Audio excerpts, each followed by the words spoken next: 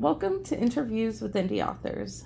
I'm your host, Winona Vale, and today we have with us Katta Kis, and she is the author of Love at the Rock Show, which is a part of the Pagans and Pop Stars series.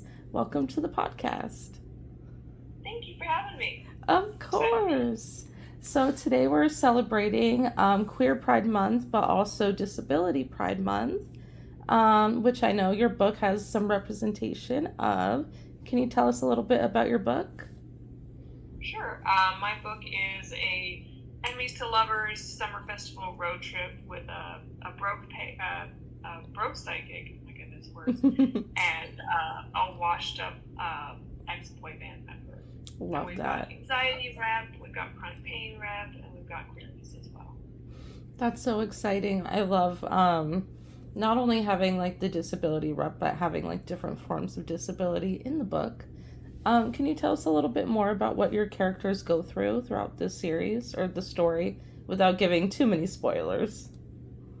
Yeah.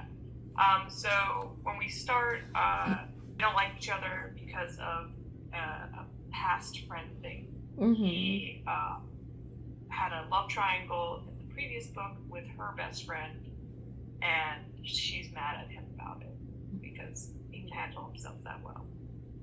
And he has to go through a lot of anxiety to sort of bring himself to a place where he can be ready for a relationship.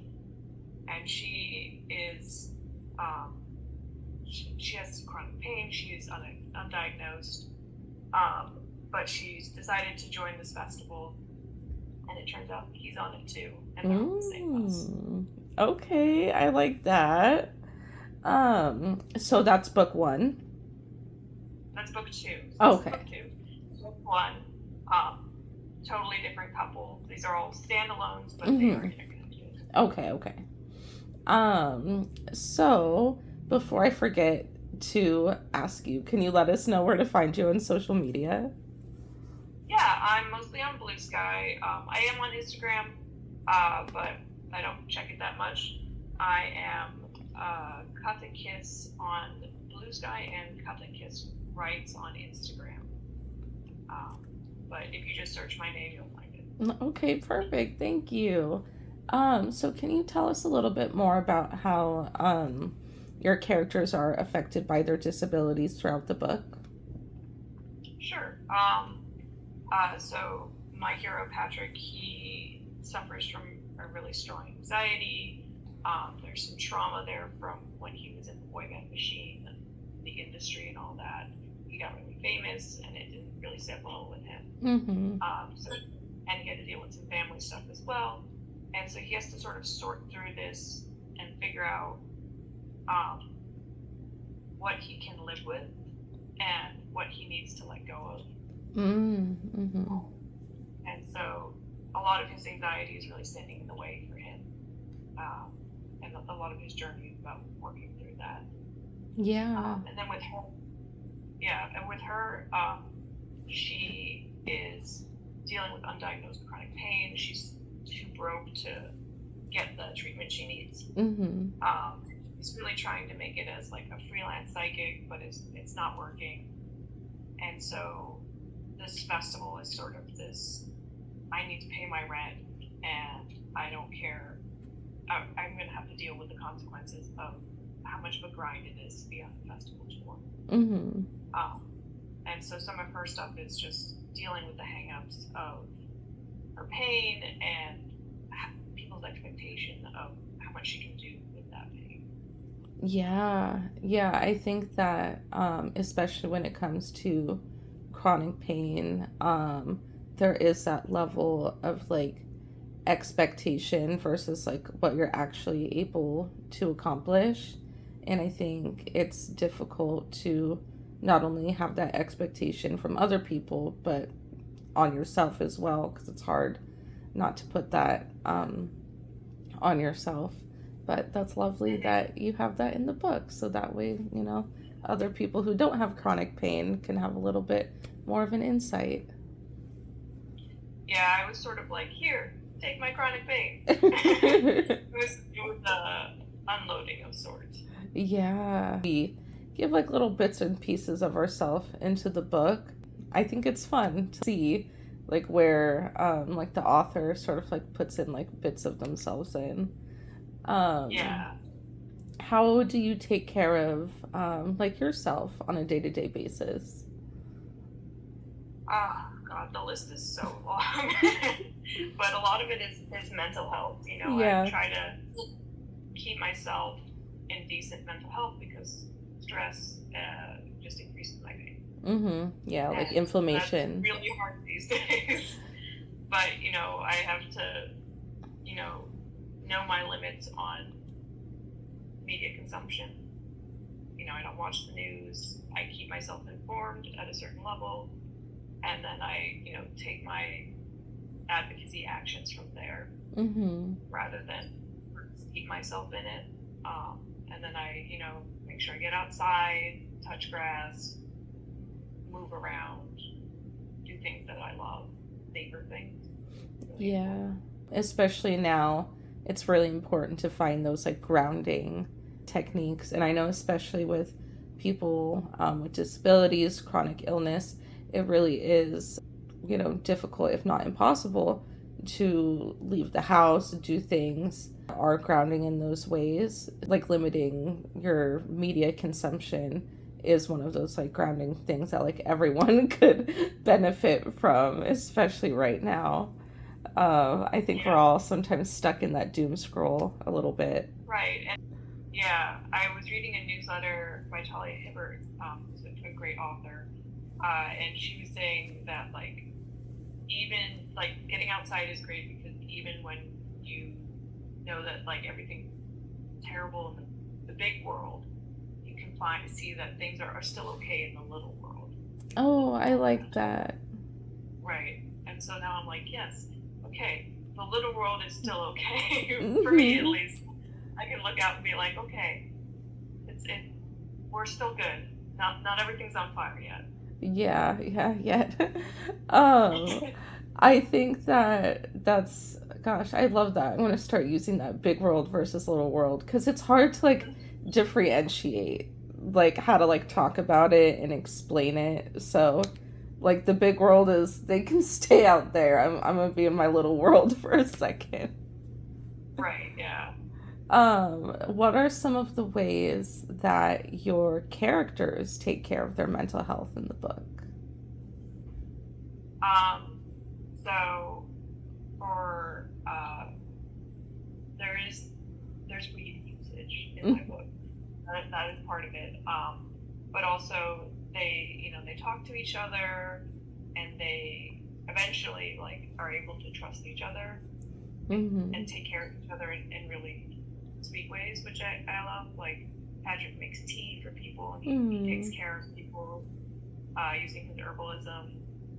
And Judith, who's my heroine, is always just like, you know, being there for people and being like positive. And she's like, it's kind of a grumpy sunshine dynamic where he's like very broody and like wrapped up in his anxiety, and she's just like, I can do this. Let's do this. Like she's doing her best to just sort of be as positive as she can, in despite what she has to deal with. Because I wanted to make it like, yes, they're dealing with stuff, but here's like the joy in Mm-hmm. that. Like here's the career joy, here's the disability joy, here's like the things you can find in those moments that like still make life worth living. Yeah, I think that's really important um, to focus on the joy in our own little worlds.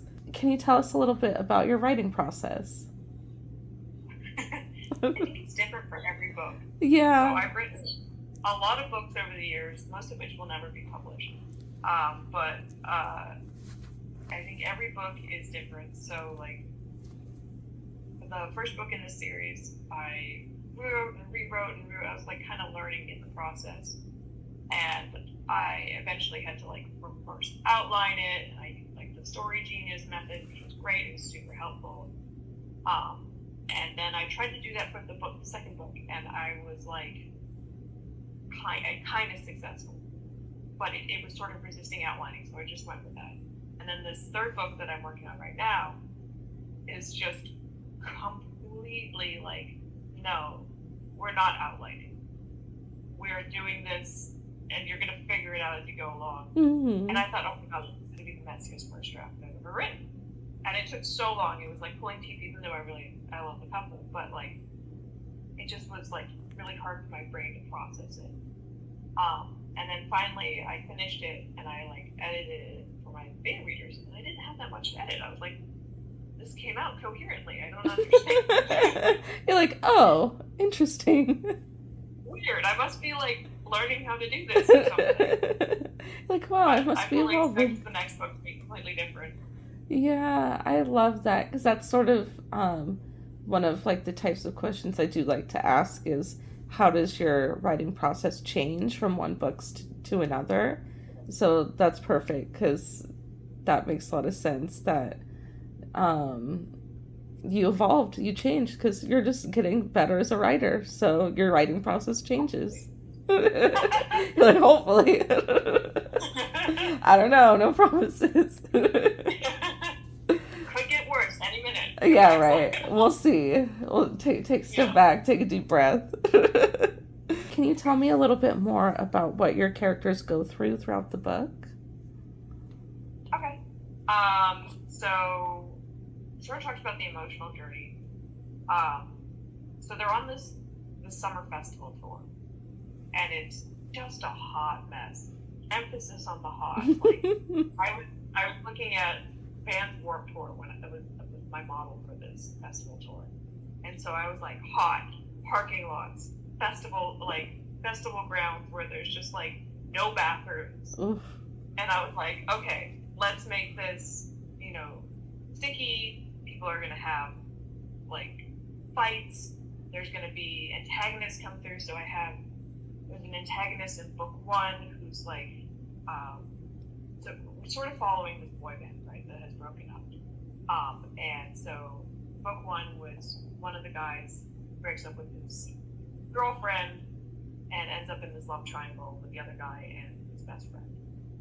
And now book 2 is the second guy in the love triangle, and he's mad at this guy, his ex-best friend, and but he's on this tour with him and this girl, and then the other guy's ex comes through, their ex-boyfriend member who broke up the whole band comes through, like everybody's coming through. Oh, messy. Just as messy as possible. And like the guy who's organizing the whole festival is just kind of this jerk who then like sort of implodes, and it's just, I made it as messy as possible because it's just fun. It's hijinks. It's a lot of like BS that they have to wade through, and it brings them closer together in the process, which I love. As hijinks does. Yeah. It's a lot of like, who's the adult in the room and how do we fix this? And why are all these people who like got famous at 19 trying to be in charge of anything, because clearly they still think they're 19. Oh my gosh. I love that. You're like, can we get like a responsible person here? Stat. Yeah. Oh my gosh, that sounds like so much fun. I tried to make it fun. But I think this one is such a like bright, sunny book, especially compared to the first book is kind of very angsty. There's still angst in this book, but it's just like summery and silly and fun. I love a good summer book. Do you have, I know in your intro you said you're queer. Do you have queer representation in your book? So the heroine is pansexual. The series is getting like queer as it goes along. Yeah. The first pairing was like pretty straight, and now this is like a queer MF pairing, and then the next book is going to be a non-binary person and a woman, and then the final book is 2 guys. So like, yeah, more visibly queer as we go.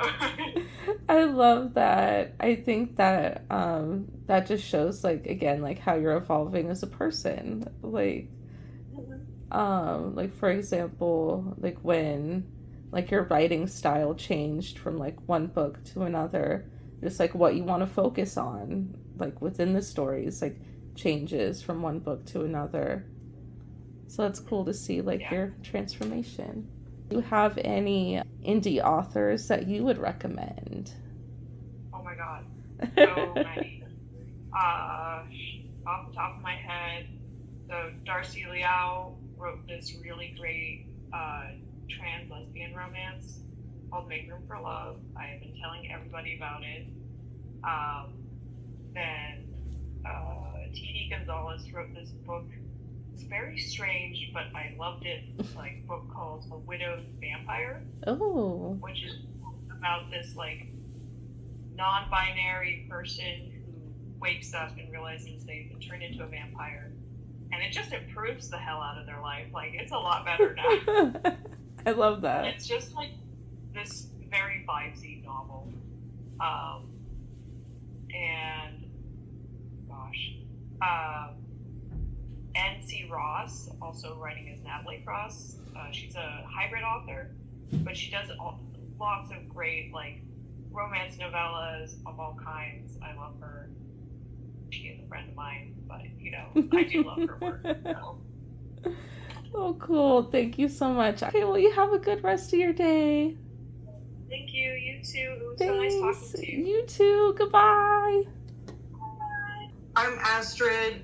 My book is Ina Aurora's Excursion. I also have a collection of short stories that relate to the book on itch.io. Ina Aurora's Excursion is YA urban fantasy story about a girl who gets sent into the past where she meets her great grandfathers, one's living, one's actually deceased in her time. It's very queer and disabled. And Perfect. lastly, you can find me on Blue Sky at Seraph, SERAPHRDM at Blue Sky or .bluesky.social, and the same username for itch.io. Welcome, Astrid. I'm so excited to have you. Thank you. I'm excited to be here. Of course. My book mostly focuses on 4 characters. Ina Aurora, her father Caden, her grandfather Byron, and her great-grandfather Lysander. And Lysander's POV is the only one that's in the past, that belongs in the past. It's heavily political, and then you can also see a lot of like how I feel about the real world in the book. Yeah.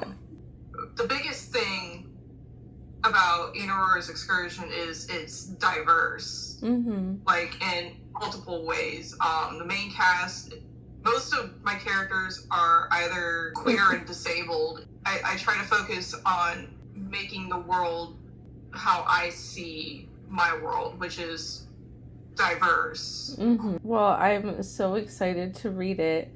Can you tell us a little bit more about what the characters go through without giving away too many spoilers?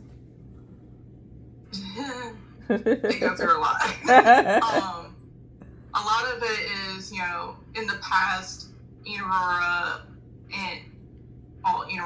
can only do so much. She's only 12.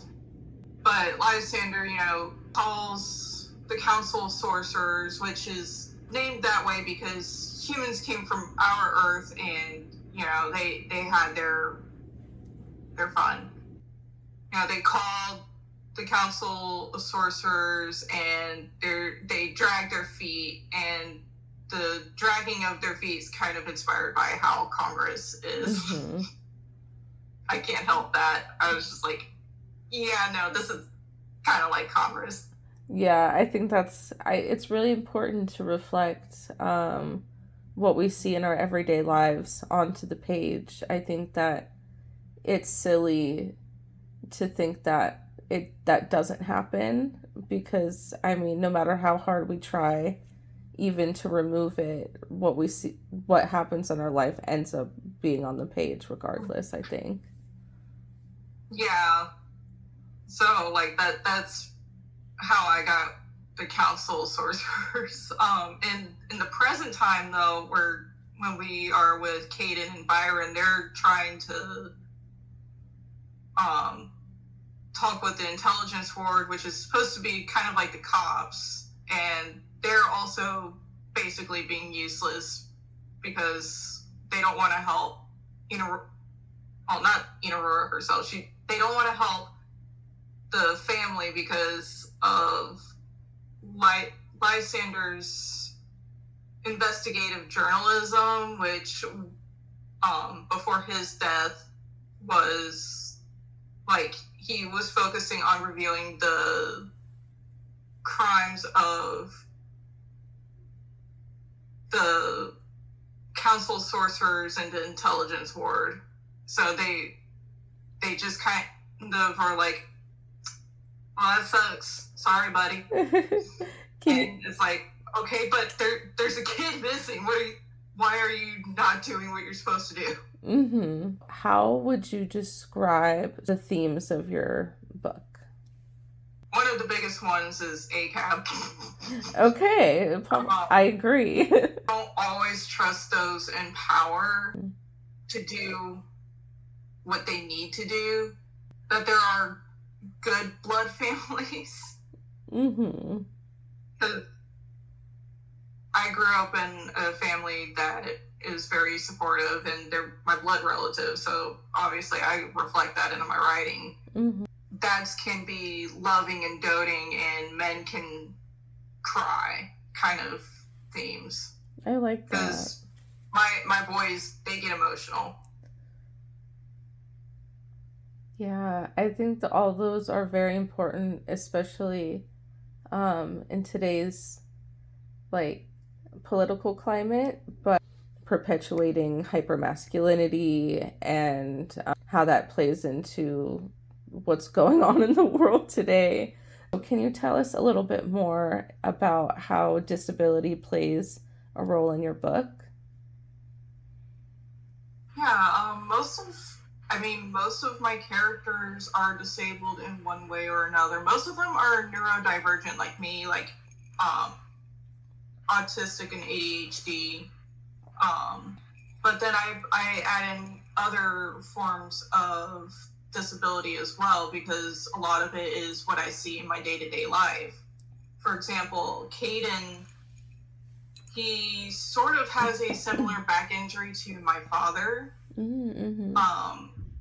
Except my dad did not have his back crushed in a war. Mm-hmm. Instead, my dad messed it up at work. Mm-hmm. Byron is Caden's dad, and he has fibromyalgia and lupus, and I have a friend with both. Mm-hmm. So Byron has those, and he ends up in a big flare in the middle of the book. So in his POV, you can see him struggling what he needs to do, and also, comfort his son.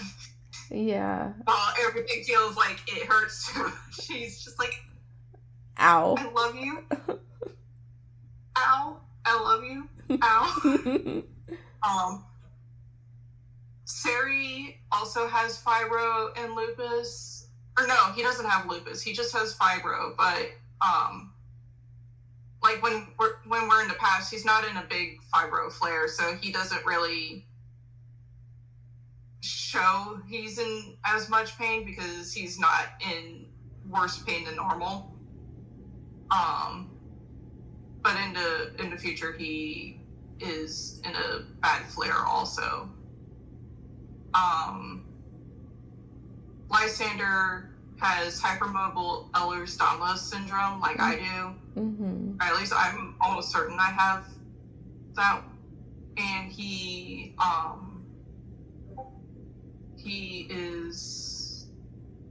uses a cane because he messed up his hip joint from it getting dislocated, and so many times, and then also it didn't set right one at a time, so it hurts. Aurora also has hypermobile Ehlers-Danlos syndrome, and she's young. She don't have all the problems yet. Yeah. And I do have a couple of hard of hearing characters. Damien and Xavier, they both are hard of hearing. I used to be a speech language pathologist, and I used to work with students that were deaf and hard of hearing, and they were some of my favorite students to work with. So I love books that include deaf and hard of hearing people in it. Can you tell us a little bit more about the queer representation in your book? So most of my main cast is also like me, where they're on the asexual or aromantic spectrum. Aurora and Lysander are both aro-ace. Caden is demisexual. Byron is kind of a form of on the ace spectrum. I recently discovered this term. It's valley-sexual, and so like his sexual attraction kind of peaks and drops and peaks and drops, like a valley. Okay. Sari is strictly aromantic, but he married Lysander, so he clearly doesn't even care about the sexual aspect either. Aurora is non-binary. Actually, they discover they're non-binary later in the story. There's genderqueer characters also. Well, I love how much representation you have in your book. That's very exciting. Can you tell me a little bit more about your writing process? Writing process. Or lack thereof.